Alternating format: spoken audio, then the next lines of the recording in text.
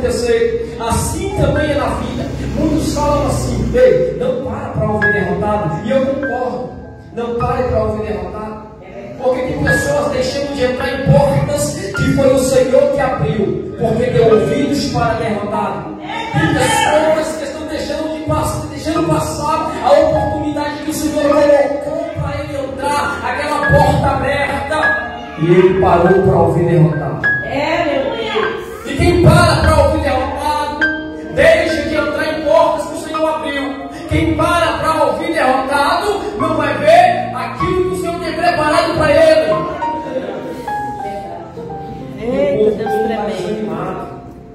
O povo está desanimado, porque aqueles 10 desanimaram o povo, mas tem 2 animados.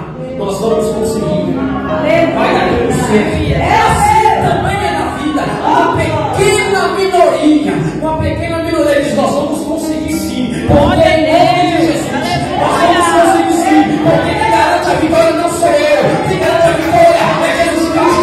Quem garante a vitória é o Rei dos Reis, Senhor dos Senhores. Os que Deus falou, vai. Então, obedeça. Se Deus falou, vai dar tudo certo. Já deu tudo certo. Se o Senhor falou assim: ele é servo, a vitória é sua. Então toma posse da vitória. Toma posse, porque Deus nunca perdeu a batalha. E Deus nunca vai perder uma batalha. E o povo está desanimado, mas tem 2 animados. Vai dar tudo certo. Vai dar tudo certo. Quando uma pessoa entra em uma empresa, todo animado, primeiro dia de serviço, vai dar tudo certo. De repente chega um derrotado e começa a falar mal da empresa. Essa empresa não presta. Vive resmungando, não presta, mas aí não sai de lá. Não presta, mas vive reclamando. E aquele que estava animado, que parou para ouvir o derrotado, já começa a olhar a empresa com outros olhos. Começa a olhar a empresa com outros olhos. De repente ele também está desanimado. O meu conselho é hoje esse: não pare para ouvir derrotado. Porque aqueles que não desistiram, ele viu a dificuldade, e eles vão ser levados em lugares que muitos não vão. Eles vão ver coisas que poucos vão ver. Se você for uma pessoa que persevera, que persiste, estão dizendo que vai dar errado, continua. Não para ouvir derrotado. Não para, mas continua. Porque desistir sem tentar, irmãos. Agora você desistir tentando é uma coisa, agora você nem tentou. Quando Israel ia para a batalha, eles consultavam o Senhor. E o Senhor falava: vai, porque a vitória é de vocês. Vai, porque a vitória é de vocês. E Israel não ficava parado. Se Israel ficasse sentado bem aqui, eles não iam conquistar. Por mais que Deus falou para eles assim: vai, que a vitória é de vocês. O Senhor já falou que a vitória é minha. Para que eu vou me levantar? Não. Sabe o que eles faziam? Eles marchavam. Vai, que a vitória é de vocês. Então vamos marchar. Vai, porque a vitória é de vocês. Porque a vitória é de vocês. Aí as pessoas querem receber bênçãos sem fazer nada. O Senhor já disse: a bênção é de vocês. Porém tem um gigante. Só que eu estou com vocês. E esse gigante já caiu por terra em nome de Jesus. Toda a barreira já caiu por terra em nome de Jesus. E Josué e o povo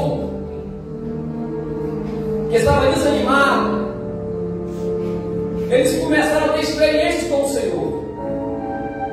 Porque Moisés vai preparar Josué. E o Senhor falou para ele que Josué era o seu sucessor. Moisés ficou com a parte difícil, porque o povo que Moisés liderava era um povo obstinado, era um povo rebelde. Na liderança de Josué vai ser um pouco diferente. Moisés morre, Josué assume a liderança, só que o povo é diferente. No tempo de Moisés era um povo pecando e Deus matando. Era um povo pecando e Deus matando. E Deus tirando o povo. E Josué e Caleb, os dois que estavam animados, vão ser os únicos da idade deles a entrar na terra prometida. Os outros ficaram.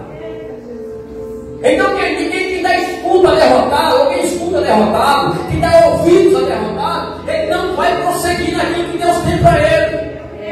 Mas aquele que não para, ele vai alcançar coisas que Deus já preparou para ele. Eu creio, Deus. Aleluia. Coisas sobrenaturais, experiências sobrenaturais. Aleluia. Deus tem portas abertas? Tem. Deus tem bênçãos? Tem, mas para aquele que persevera, para aquele que persiste. E Josué vai assumir agora a liderança. E Josué não teve nem tempo de parar, de pensar. Não teve nem tempo de dizer, será que eu vou, será que eu não vou? Porque o próprio Deus falou para ele, não te mandei eu, esforce, vem de molânio, porque eu sou contigo. O próprio Deus mostrou para Josué que estava com ele. E qual é o desafio? O primeiro desafio é o Jordão. Porque o povo precisa saber que Deus está com Josué. O povo precisa saber se esse novo líder está à altura. Jesus. E Josué passou pelo Jordão e o povo começou a ver realmente Deus está com ele. Aí nós chegamos na geração de Josué e na geração dos anciãos. A geração de Josué tinha intimidade com Deus. A geração de Josué tinha intimidade com Deus e eles viram coisas que ninguém vai ver. Eles tiveram experiências que ninguém vai ter mais. Eles viram o mundo ignorar e o sol parar. Para nós que a terra que parou, mas para eles foi o sol. Que experiência! O homem se prostrar e orar e de repente o sol para. Não vai para cá, não vai para lá. E naquele ponto está vendo essa experiência. Na geração de Josué, o pecado que estava oculto era revelado e tirado porque Deus falou. Se não tirar do meio de vós o pecado, vocês estão lá amaldiçoados. Porque Acã tinha escondido, tinha ocultado o pecado. E Deus é santo, Deus é puro. E a santidade de Deus não se mistura com o profano. E eles estavam lá amaldiçoados porque havia pecado no meio. Ah, mas não existe ninguém santo, não existe ninguém santo. Nós estamos aqui porque alguém santo, chamado Jesus Cristo, foi na cruz do Calvário, nos ensinou verdadeiro de santidade, foi uma troca, levou nossos pecados e deixou sua santidade. É por isso que Jesus olha para você, é por isso que Jesus olha para mim, porque alguém santo foi na cruz e deixou em mim a sua santidade. Aí Jesus nos santificou. Aí o Pai olha para nós, Ele vai olhar e vai ver o sangue de Cristo que nos purificou. Porque nada podia limpar os nossos pecados, tirar os nossos pecados. Nada podia tirar. A nação de Israel fazia sacrifícios de cordeiros, de bode, porém tudo da terra estava contaminado pelo pecado de Adão. Toda a terra era maldita pelo pecado de Adão. Podia pegar qualquer animal, acabou de nascer um animal, ou pode ser o que for. Tudo que estava na terra era contaminado. Mas um cordeiro do céu, chamado Jesus Cristo, da onde? Do céu. O cordeiro veio da onde? Veio do céu. Então esse cordeiro não tinha pecado. É por isso que o sangue dele nos purifica. E foi só uma vez. O sacrifício foi só uma vez. O sacrifício foi só uma vez. Só uma vez, pastor. Não precisamos mais sacrificar animal. Agora onde eu estou, aonde você está, é só ter a boca e dizer: me perdoa, Jesus, pelo meu pecado, me perdoa pelo meu erro. Aí eu pego o gancho da irmã que diz: joga os seus esforços, porque é difícil ganhar uma pessoa já madura, se afastando do evangelho. Mas sempre quando a gente faz uma coisa, vem um jovem aqui na frente.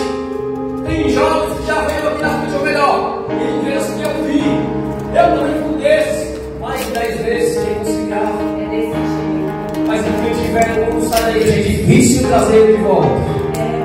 Porque eles sabem tudo. A gente justificativa para tudo. Mas sempre nós vemos um jovem arrependido caindo de joelho, porque a Bíblia diz: jovens, sois fortes, porque já vencestes o maligno.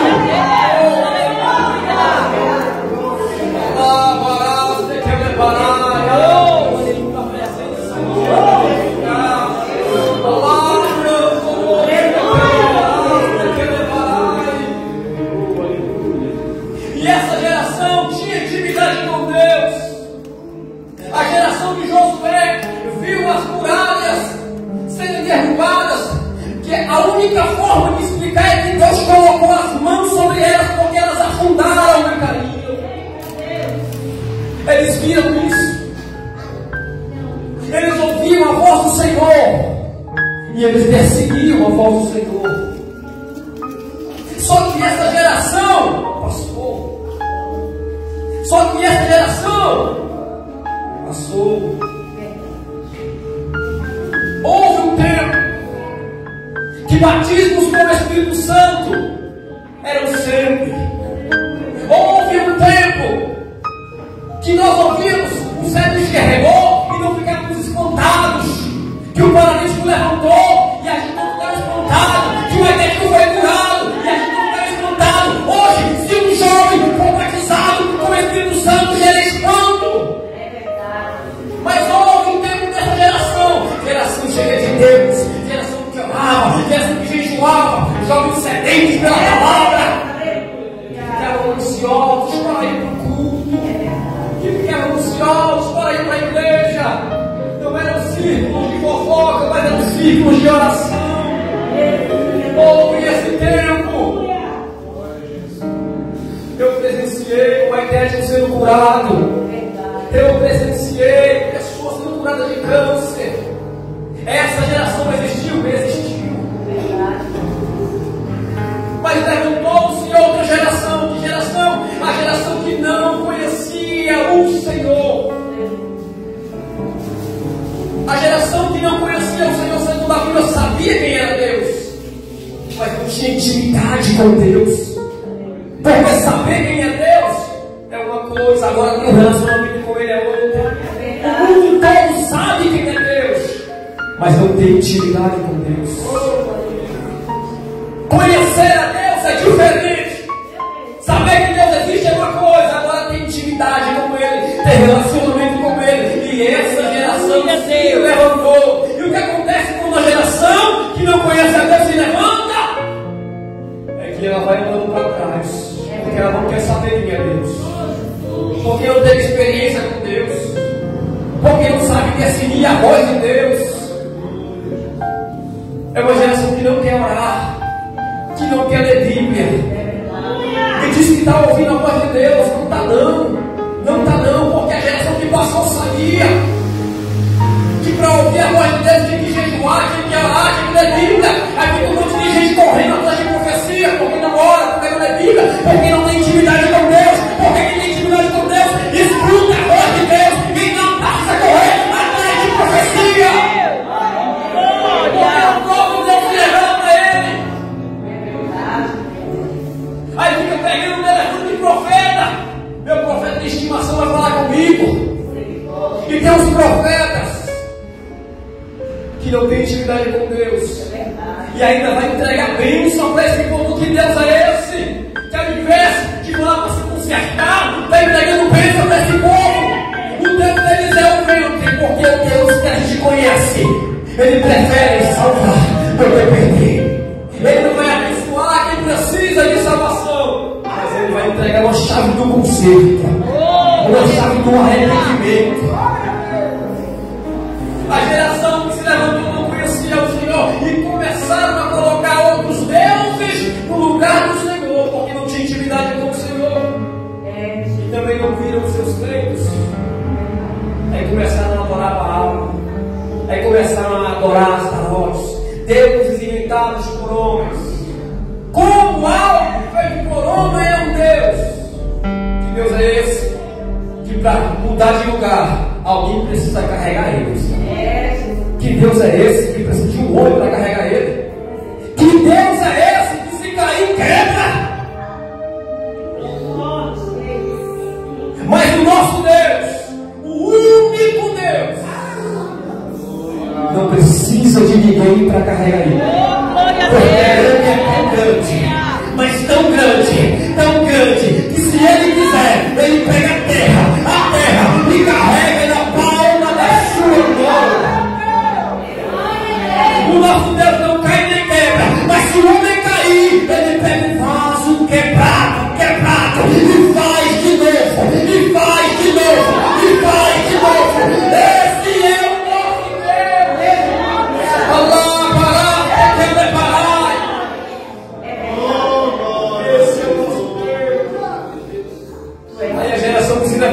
estava adorando nada, estava se prostrando para o nada, e isso deixa Deus irado, e deixou Deus irado, e Deus entregou eles na mão dos inimigos. Uma geração que não conhece Deus não vai valorizar a presença, não vai valorizar a graça, não vai valorizar as experiências. Deus não precisa de muitos, mas Deus precisa de qualidade, como foi dito. Aleluia, Deus. Glória a Deus. A história da igreja, da Assembleia de Deus, dois jovens, 1910, chegam no Brasil. E eles são expulsos da igreja porque trouxeram uma nova doutrina. Que doutrina? A doutrina do Espírito Santo, do batismo com o Espírito Santo, com a evidência de línguas. Eles foram expulsos, mas abriram um trabalho, a Assembleia de Deus, a primeira Assembleia de Deus no Brasil. E Deus começou a confirmar e começou a batizar.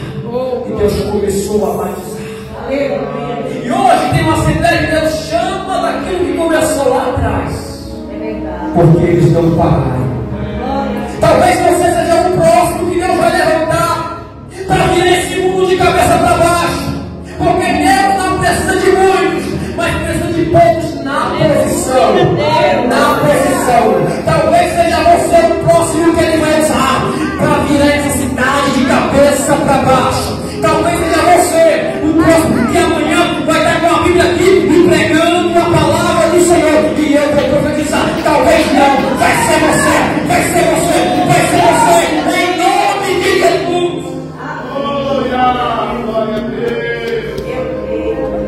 A geração que se levantou não conhecia o Senhor. Não, assim é melhor.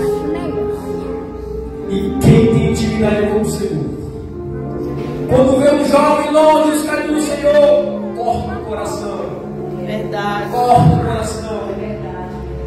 Porque a Bíblia ensina que só existem dois caminhos: céu e inferno. E quando a gente que tem intimidade com o Senhor vê um jovem que se afastou, dói o coração, porque ele é um alvo do diabo. E o inferno é porta fechada para sempre. Quantos jovens que nesse momento agora dariam tudo para voltar aqui na terra e estar em uma igreja como essa, adorando ao Senhor. Quantos jovens estão dizendo: ah, porque eu não ouvi meu pai, porque eu não ouvi minha mãe, porque eu não fui na igreja. Lá as lágrimas são de verdade, o arrependimento é de verdade, porém no lugar errado e na hora errada. Cargo demais. É por isso que no velório de alguém que morreu sem Cristo a gente chora mesmo. A gente chora porque não vamos mais ver eles. E a gente que estamos na presença não podemos sair da presença de Deus por nada. Alguém que você conhece, que eu conheço, que morreu na presença, está no céu, já encerrou a carreira, e para mim ver ele de novo, permanecendo na presença. Aleluia, Deus. Permanecendo na presença. Para mim andar em ruas de ouro, eu tenho que permanecer na presença. Para mim ouvir o eu bendito de meu Pai, eu tenho que permanecer na presença de Deus. Aleluia. Jovens, sois fortes, porque já venceis o maligno. Glória a Deus. E é até Jesus voltar. É até Jesus voltar. Oração, até Jesus voltar. Bíblia, até Jesus voltar. Culto na igreja, até Jesus voltar. Até Jesus voltar. E a luta não para. Mas a gente sabe o destino certo. É o céu. Tem uma coroa de glória te esperando. Tem uma coroa de glória nos esperando. Está difícil? Continua.